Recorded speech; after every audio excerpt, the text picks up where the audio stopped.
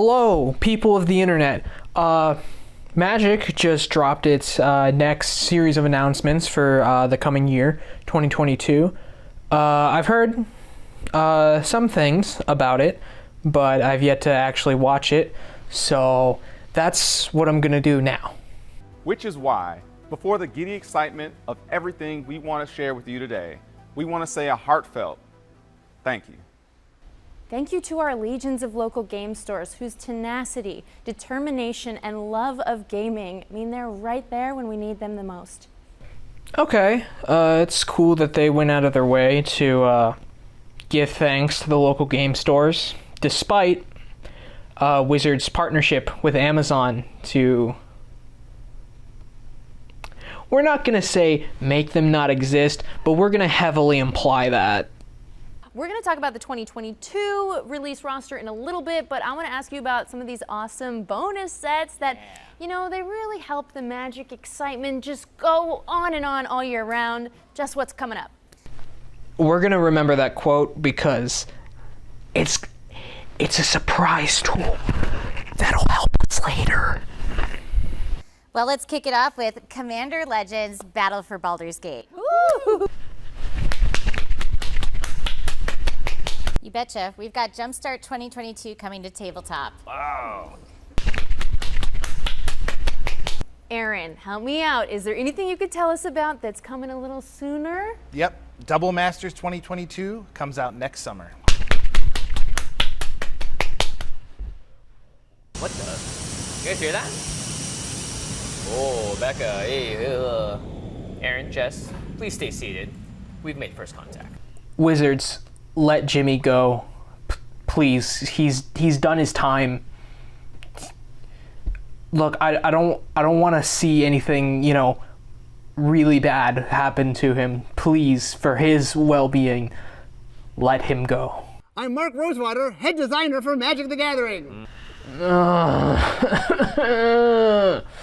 Well, the first set of 2022 is Kamigawa Neon Dynasty. Woo. Nice. Right, and Magic doesn't exist in a vacuum, so it was really important for us to go back to Kamigawa and do it right. So, Jimmy, you've spoken very powerfully about cultural representation. Right. What did they fuck up? What did they do last time? Whoa. We're really excited to share with you today Streets of New Capenna. This is a glamour setting full of crime. Hey yo, Fat Tony! They're doing the Mafia and Magic the Gathering. I know, right? Dumb shit. It's a faction set. And I fucking love faction sets. You don't understand how much I fucking love faction sets, okay? And you will never understand how much I fucking love faction sets. Give me more faction sets. We're going home, everyone. Oh. There is, in fact, no place like home. So we're going to return to where it all began for another classic adventure. We're going to kick off our 30th anniversary with a return to Dominaria, and the set is called Dominaria United. But we are proud to announce the Brothers War. Oh. Starting with the Mochi Kami dice bag. A Mochi Kami. A spirit for doughy ice cream. Yeah, okay, yeah, that's, you know, that's Magic the Gathering. Hey, remember when this game used to be for, like, 13 plus? Remember when this, wasn't being underhandedly marketed towards children? And when we, the players, weren't treated like children? I remember that it was a good times. And so I have two partnerships that I'll announce today. Ooh. The first one is Fortnite. Yeah.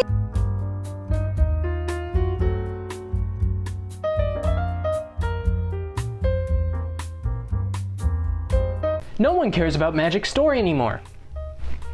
Do you know how I know? Because no one even cares about the fucking cards anymore. And if no one cares about the central game piece to Magic the Gathering, then sure as hell, no one's gonna give a shit about the story that goes with it. Story has long been an integral part to what makes Magic Magic. And because of story, you can play with characters you identify with. You can play colors that fit to your personality. You can explore new worlds and experience that world through the cards, adding some extra value to every game piece. But, as was made clear by the 2022 announcements, Magic is creatively bankrupt. Just entirely, it seems. And it seems to be by choice. Okay. There are two different kinds of Magic worlds that exist, in my opinion. One is the original world. That is something like Dominaria, which was grown from Tolkien-esque tropes to become sort of Magic's original world, which I really like the feel of. This includes Phyrexia, which in tandem with Dominaria is sort of its own original. It's not really a world, more of a faction, but it's like a world-spanning faction. Place like Mirrodin, place like Alara, and even a place like Ravnica, which yes has a lot of Slavic influence, but it's really more just in architecture and language. By itself, Ravnica has its own culture, and I think that's great. The problem is that we have 5, maybe 6 of those. And every other Magic world is, ooh, I like trope, I take trope into barely feasible world, and then I make 300 to 1,000-ish cards around said world, and then throw in trash. Now, sometimes this is done well, like with the first Theros block, or with Innistrad, obviously. But, you know, other times it's done poorly. Like Ikoria. What the fuck was that set?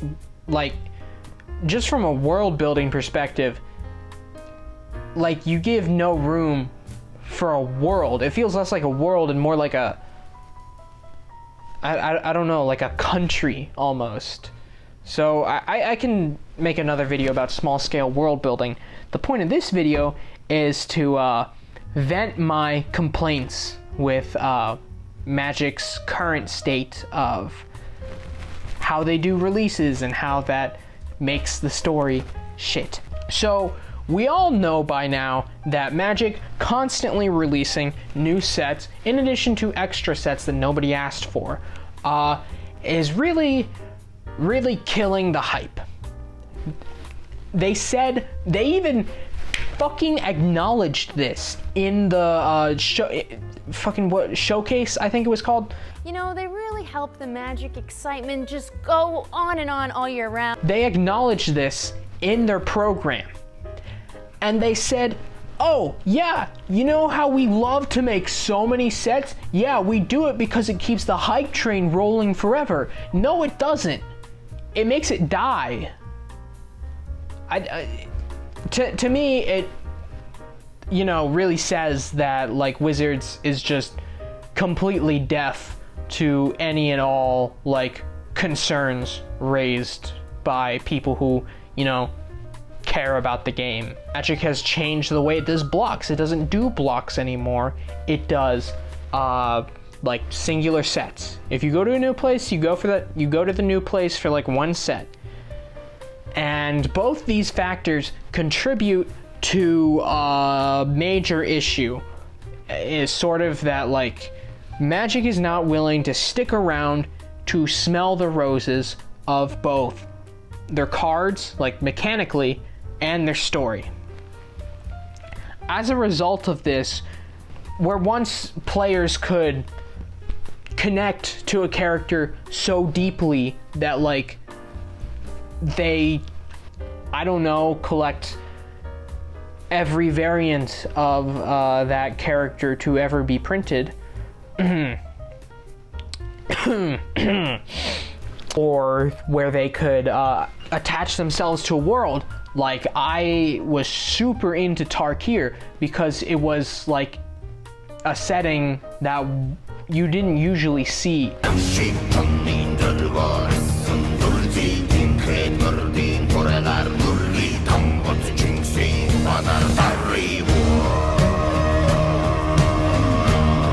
Whereas now you get stuff like Kaldheim, where there are 10 like tiny worlds in this one big world, and you get the sort of Skyrim thing where your world is so big, but it's as deep as a puddle. So as a result, you don't actually give a shit about any of the 10 worlds.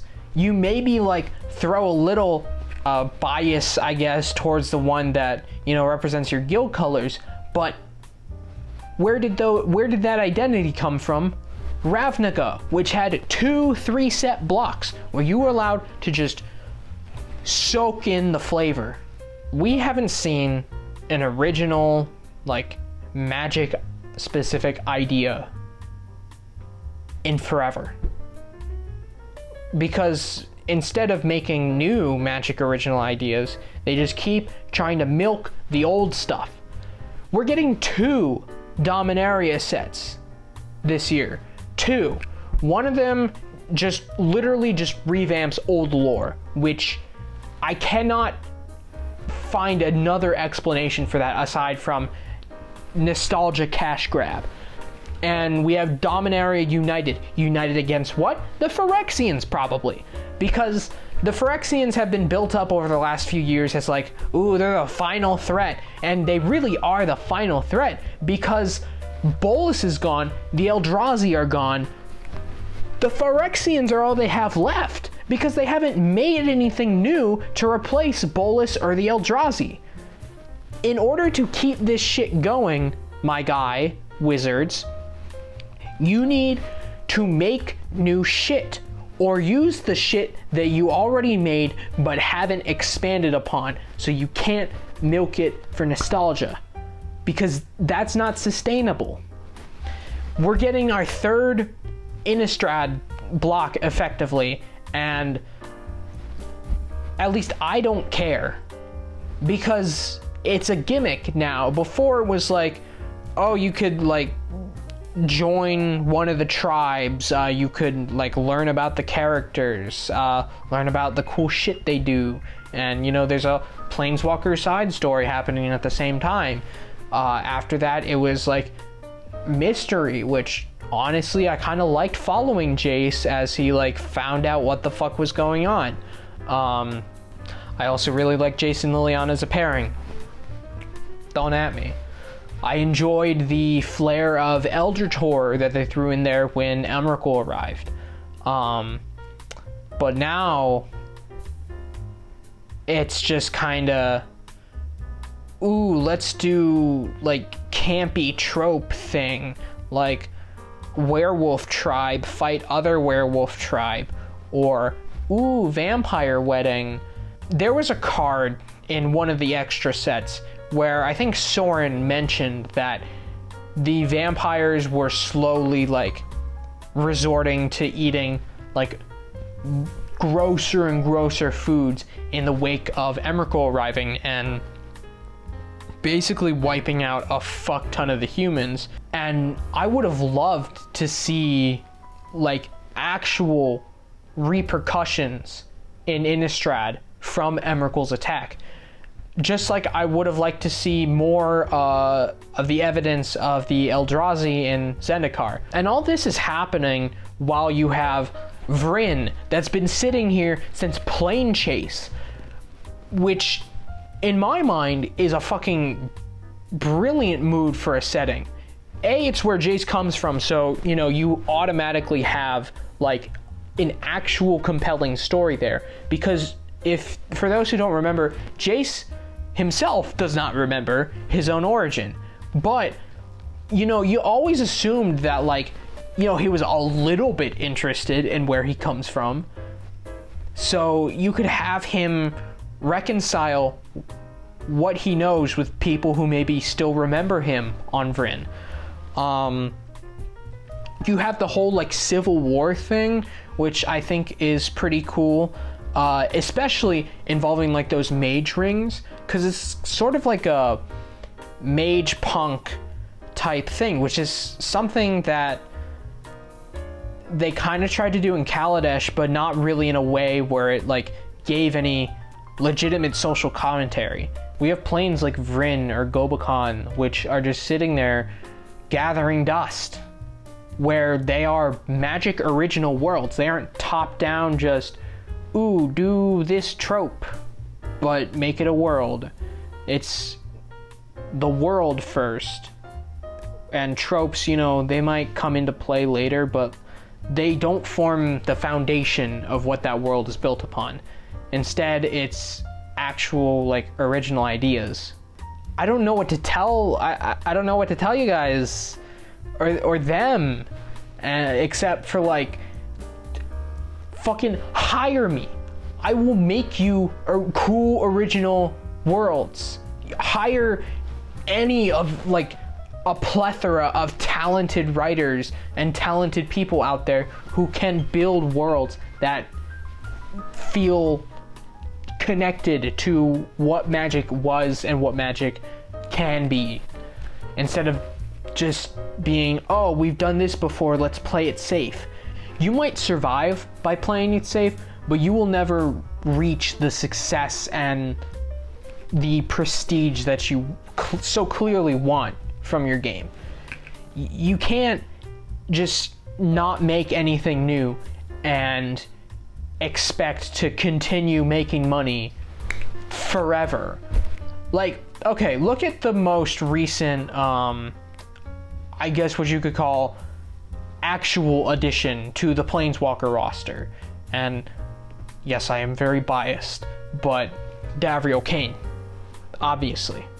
He's a new character who was created by someone outside of Magic, so he was just sort of created to be good as a character.